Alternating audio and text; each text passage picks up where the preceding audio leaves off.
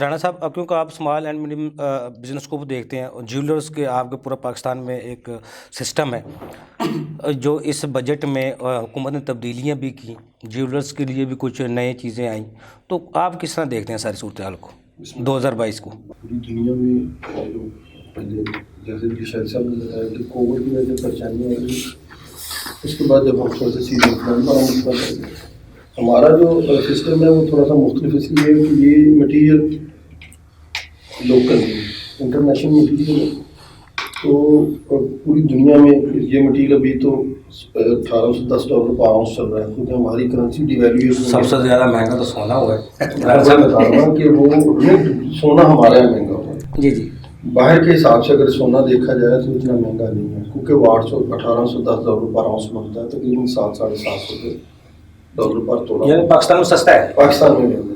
اس کی وجہ currency D ویلیویٹ ہونے کی وجہ سے اب جو ڈالر ہے اس کی کنڈیشن اتنی زیادہ بڑھ گئی ہے، اس کی وجہ سے یہ پرائزز زیادہ ہے۔ دوسری بات یہ ہے کہ ہمارے ملک کی جو پرابلم یہ ہے کہ جو جویلری ایکسپورٹ ہو رہی تھی اس میں 2013 میں ہمیں یہ ہوتا تھا کہ جو را مٹیریل ہے وہ گولڈ ہے، تو آگے ہم سامان باہر بھیجتے تھے تو اس میں گولڈ کے بدلے گولڈ واپس آتا تھا۔ اس کے بعد انہوں نے تو پلان ایسا کیا کہ اب آدھا گولڈ لائیں گے، جب اس میں آدھا گولڈ لاتے ہیں تو 4-5 ہزار روپے تولے کا وہاں فرق ہے، اس کے بعد بینک چارجز پڑ جاتے ہیں، تو جو گولڈ ہے نا وہ جو ایکسپورٹ کر رہا ہے اس کو 10-15 ہزار روپے تولے کا ڈبل ہونے کی بجائے لاس میں چلا جاتا ہے۔ اچھا، ہمارا جو نیبر کنٹری ہے انڈیا ہے، دنیا میں 4-5 ملک ایسے ہیں جو ایکسپورٹ میں بڑے آتے ہیں، ان میں انڈیا ہے، ٹرکش ہے، تائی لینڈ والے ہیں، اٹالین ہے، ان لوگوں کی پالیسیز ہم سے بہت اچھی ہیں۔ اب آپ اس کو دبئی کو بھی اس میں شامل کریں، اس پالیسیز کی وجہ سے وہاں ایکسپورٹ بڑھ رہی ہے۔ ہماری ایکسپورٹ جو 2013 سے پہلے والی تھی اس میں جب آدھا گولڈ اور آدھے پیسے والی شرائط شروع ہوئی تو ہمارے لیے سب سے بڑا نقصان یہ پڑا کہ یہ جو ہم وہاں گولڈ بیچ کے آتے تھے تو واپسی پہ آتے ہوئے وہ بہت زیادہ لاس ہے، جو ہمارا پروفٹ ہے وہ بھی لاس میں ایکسپورٹ بہت زیادہ کم۔ دوسری بات یہ ہے کہ جو ہمارے ملک کے سب حالات ہیں یہ ٹھیک ہونے کے 2 طریقے ہیں۔ ایک طریقہ تو یہ ہے کہ جو لوگ جو کام کرتے ہیں آپ ان سے سجیشن لیں، جیسے یہ ٹریڈر ہیں، شہر میں ہمارا بزنس کمیونٹی اس طرح کہ ہم سے پوچھیں کہ یہ کیسے بہتر ہو سکتا ہے۔ وہ بابو نہ بتائیں جنہوں نے کبھی بزنس ہی نہیں کیا، ان کو کیا پتا ٹریڈ کیسے ہوتی ہے، ان کو بٹھائیں، ان سے پوچھیں کہ آج ہم اس جگہ پہ کھڑے ہیں کہاں سے ہم بہتر ہو سکتے ہیں۔ تو جو یہ سجیشن آپ کو بتا سکتے ہیں وہ آپ کو کوئی نہیں بتا سکتا، کیونکہ ان کی یہ پریکٹیکل زندگی ہے، ان کی 100 150 سال کی انڈسٹری چل رہی ہے، انہوں نے اپنی پوری نسل کو کام کرتے ہوئے دیکھا۔ اگر یہ آپ کو سجیشن دیں گے تو یہ اس ملک کو بھی نکال بھی دیں گے، کوئی بڑی بات نہیں ہے کہ اگر ہم سب لوگ اکٹھے کی کوشش کریں تو بڑی آسانی سے ہم اس میں سے نکل سکتے ہیں۔ ہمیں نا امید نہیں ہونا چاہیے، کیونکہ پہلے تو الیکشن کے اخراجات پڑے، الیکشن کے اخراجات پڑنے کے بعد جب نئی حکومت آئے گی اس کو اسٹیبل ہونے میں کم سے کم 1.5 سے 2 سال لگتے ہیں، تو بجائے ہم لڑنے کے لیے اگر ہمارے گھر میں ایک آفت پڑی گئی تو ہم سب لوگ اکٹھے ہوں۔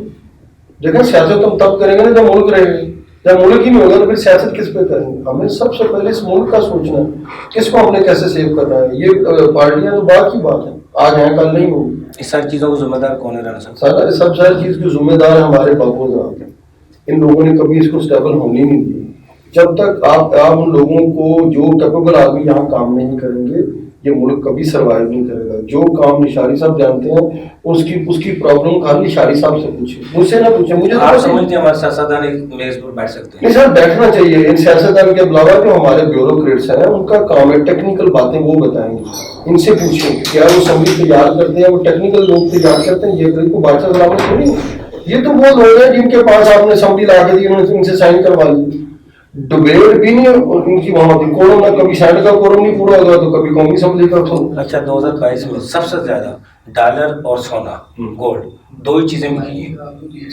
ہاں، وہ ڈالر سونا بکی، یہ بات آپ کی صحیح ہے، لیکن ڈالر اور سونا ہمارا نہیں بکا، ہمارا نہیں بکا۔ لوگوں نے اس دفعہ 2022 سر تو ہمارا بکنے والی ہم یہ کہتے ہیں کہ انڈسٹریاں بند کر کے سونا خرید کے رکھ لیا ہے۔ ہم نے یہی کہہ رہا ہے کہ ہمارا نہیں بکا، ہمارا بکتا ہے جو کنزیومر ہے۔ اگر کسی انویسٹر نے گولڈ بائنگ کیا تو ہمارا وہ بک نہیں جاتا، ہمیں اس کا کوئی فائدہ نہیں۔ فائدہ ہمیں تب ہوگا جو ہماری 15-16 انڈسٹریز کے ساتھ چلے، وہ تو باہر سے بھی یہ بائنگ کر سکتے ہیں۔ ابھی بات ٹھیک ہے آپ کی کہ گولڈ اور ڈالر بڑھا ہے، یہ اسٹاکر نے کیا، وہ یہ سمجھتے ہیں ان کا ملک نہیں۔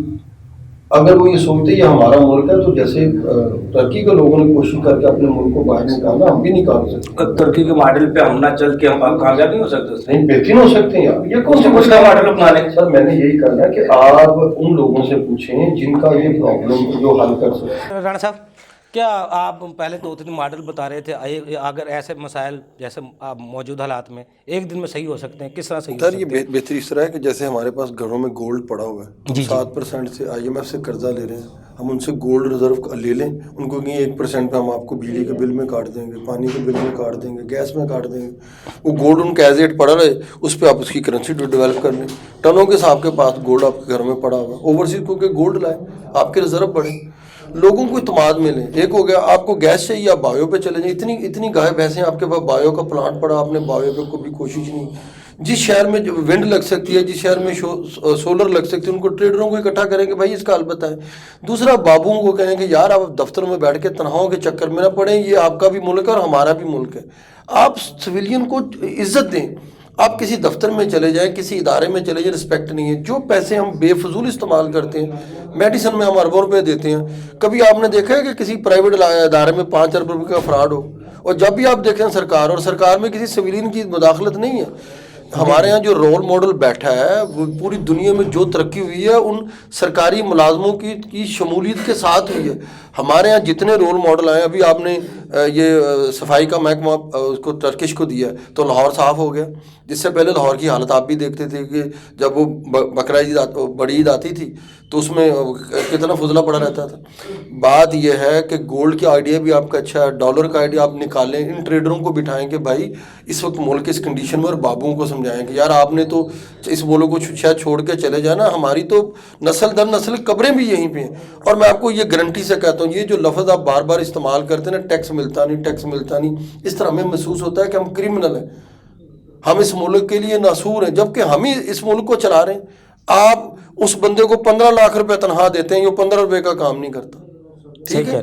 इससे बड़ी बड़ी फैक्ट्रियां वक्त टाइम पे तनख्वाह मिलती है, वो आवाम के टैक्स के पैसे से मिलती है। अच्छा, आप मुझे बात बताएं, जितने पैसे आए हैं, आप ऑडिटर जनरल कहता है जी इस इदारे के अंदर से 10 अरब का फ्रॉड है, 400 अरब रुपए का फ्रॉड है, इसका मतलब ये पैसे बाहर पड़े हुए हैं। जी ये सियासतदान खा गया, कैसे खा गया? पहले मुझे बात बताएं।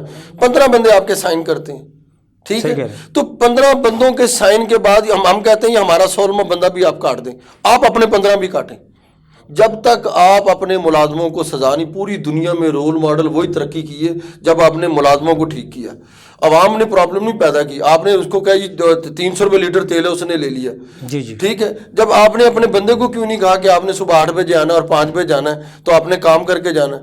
आप दफ्तर में बैठ के फजूल टाइमिंग ज़ाया करते हैं, साहिल आपकी तरफ बैठे हुए 50-50 साल के आप केसेस पेंडिंग कर देते हैं। टैक्स में अमूर की बात करते हैं, आप लोगों से 65% टैक्स लेते हैं, जो आवाम टैक्स नहीं देती, अब उनको आप काउंट करते हैं। अब आप बताएं 5 लाख रुपए आपकी सालाना इनकम होगी तो आपने इनकम टैक्स देना ना, आप तो रेडी वाले से भी टैक्स ले रहे हैं, तो आपने उसको वापस क्या किया? देखें, कौमें तब तरक्की करती हैं जो जब इकट्ठे बैठ के उस मसाइल का हल निकालें। हम इकट्ठे बैठ के मसाइल हल निकालते, आप किसी सरकारी महकमे में चले जाएं, सिंगल बंदे की रिस्पेक्ट नहीं है। इमरान हो, नवाज शरीफ हो, जरदारी साहब हो, ये हमेशा कोशिश करते रहे मुल्क सीधा हो। ख़राबी कहाँ आई है? ख़राबी हमेशा हमारे यहाँ सरकारी अमले की तरफ आई है। हमने किताब जो 73 का आइन दिया हुआ था उसमें हमने सब लोगों के हक बांट दिए। तो आप मुझे बात बताएं, सिविलियन के हक कहाँ हैं? अब जब आप किसी महकमे चले जाएँ तो वो कहते हैं कि महकमे के ख़िलाफ़ इन्होंने बदतमीज़ी की, और महकमा आपके साथ करता रहे, आपकी इज्जत नहीं उनकी इज्जत है। सर बात ये, जब आपने तरक्की लेनी है तो आप उन लोगों को बिठाएं जो इस मसले का हल निकाल सकें। जैसे मैंने आपको बताया कि हम बायोगैस पे जा सकते हैं, आपको दूसरी गैस की ज़रूरत नहीं है, आप विंड पे जा सकते हैं, आप सोलर पे जा सकते हैं। ये एनर्जी क्राइसिस जितने हैं, आप ट्रेडरों को बिठाएं, ये उनका रोज़ का मैमूर है, इनके लिए कोई बड़ी प्रॉब्लम। रात 8 बजे दुकानें बंद करने कोई सर कोई बड़ी सोल्यूशन निकाले सर, उसका मेरी वो कोई बड़ी बात नहीं आना चाहिए। अगर हमारे मुल्क पे बहरान है तो हमें इस पे से निकल, आज हमारे पास जो चीज़ है इस मुल्क की वजह से है, ठीक है ना। ये उनसे पूछें जो गुलाम मुल्क हैं।